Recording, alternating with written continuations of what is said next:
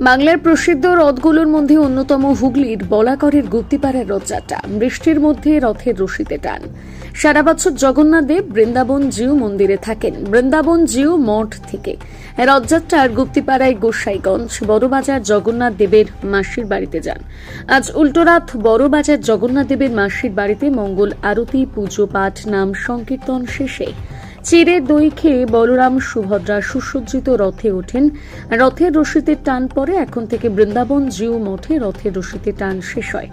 বছরের অন্য সময় ঐতিহ্যপূর্ণ বৃন্দাবন চন্দ্র মঠের পাশে বছরভর এই রথ টিনের খাঁচায় ভরা থাকে। এই রথ 4 তলা, উচ্চতা প্রায় 36 ফুট, দৈর্ঘ্য প্রস্থ 34 ফুট করে।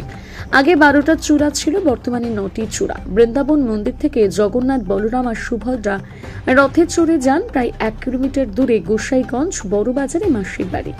গুপ্তিপাড়া রথযাত্রার একটি নিজস্ব বিশেষত্ব হল ভান্ডার লুট। উল্টো রথের আগের দিন হয় ভান্ডার লুট। গুপ্তিপাড়া রথযাত্রাকে কেন্দ্র করে বিশাল পুলিশ বাহিনী মোতায়েন করা হয়।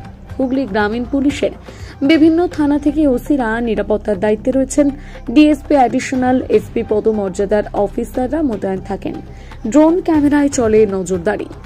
জানা যায় 1740 সালে রথ উৎসব শুরু করেন মধুসূদনানন্দ, মতান্তরে পীতাম্বরানন্দ। গুপ্তিপাড়ার রথ বৃন্দাবন জিউ রথ নামে পরিচিত। প্রায় 300 বছরের গুপ্তিপাড়ার রথযাত্রা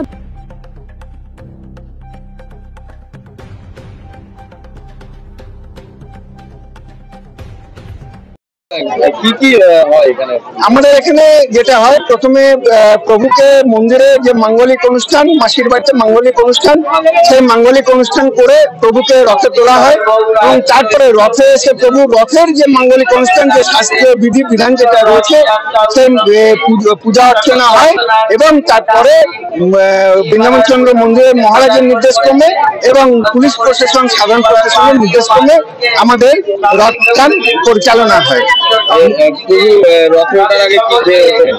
রথে ওঠার আগে প্রভু চিড়ে দই খেয়ে রথে ওঠেন।